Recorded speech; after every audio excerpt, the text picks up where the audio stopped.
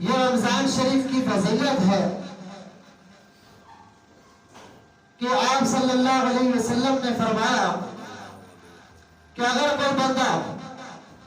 رمضان شریف میں دن کا روزہ رکھتا ہے اور رات کو تراویح کی نماز کو قرآن پاک سنتا ہے یا سناتا ہے، قیام اللیل کرتا ہے، تو کل قیامت کا دن ہوگا، یہ روزہ اور قرآن بندے کی شفاعت کریں گے۔ یہ روزہ اور قرآن بندے کی شفاعت کریں گے۔ روزہ آئے گا اور بولے گا یا اللہ یہ بندہ سارا دن بھوکا پیاسا رہا تھا اور اس بندے نے میری لاج رکھی تھی، میری وجہ سے بھوکا پیاسا رہا تھا، اس لیے میری یہ شفاعت ہے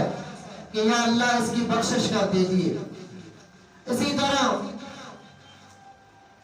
قرآن پاک آئے گا اللہ تعالیٰ کی بارگاہ میں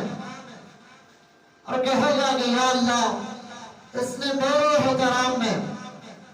مجھے سنا تھا، مجھے سنایا تھا، اور دن بھر اس نے روزہ رکھا، رات کو یہ میرے سننے اور سنانے میں لگا رہا، تو یا اللہ میری شفاعت اس بندے کے حق میں قبول کیجیے اور اس کی بخشش فرما دیجیے۔ حدیث شریف میں آتا ہے قرآن اور روزے دونوں کی شفاعت رب تعالیٰ قبول کر لیں گے اور اس بندے کی بخشش کر دی جائے گی۔ آپ یہ سنتے ہیں ایک بندہ اگر حافظ ہے، ایک بندی کی اولاد ہے حافظ ہے، تو وہ 10 بندوں کی شفاعت کر سکتا ہے۔ ایک عالم ہے وہ 70 بندوں کی شفاعت کر سکتا ہے۔ لیکن عالم ہو باعمل ہو،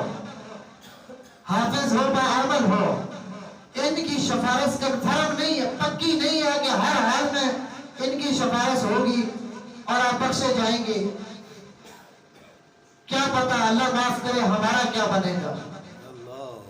حدیث شریف میں کہیں نہیں آیا کہ حافظ بندے کی شفاعت میں پکی مانی، ہاں حافظ ہو باعمل ہو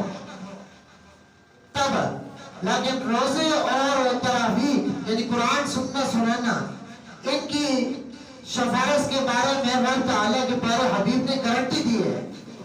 کہ یہ شفاعت کریں گے اور ان کی شفاعت سے مایوس نہ ہونا کہ پتہ نہیں قبول ہوگی کہ نہیں، ان کی شفاعت قبول کی جائے گی اور پھر اس بندے کے بارے میں یہ فیصلہ ہوگا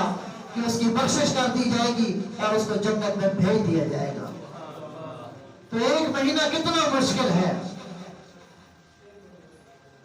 ایک مہینہ کوئی مشکل نہیں ہے، ایک مہینہ روزہ رکھنا اور وہ اب بھی ایسے دنوں میں کوئی مشکل کام نہیں ہے۔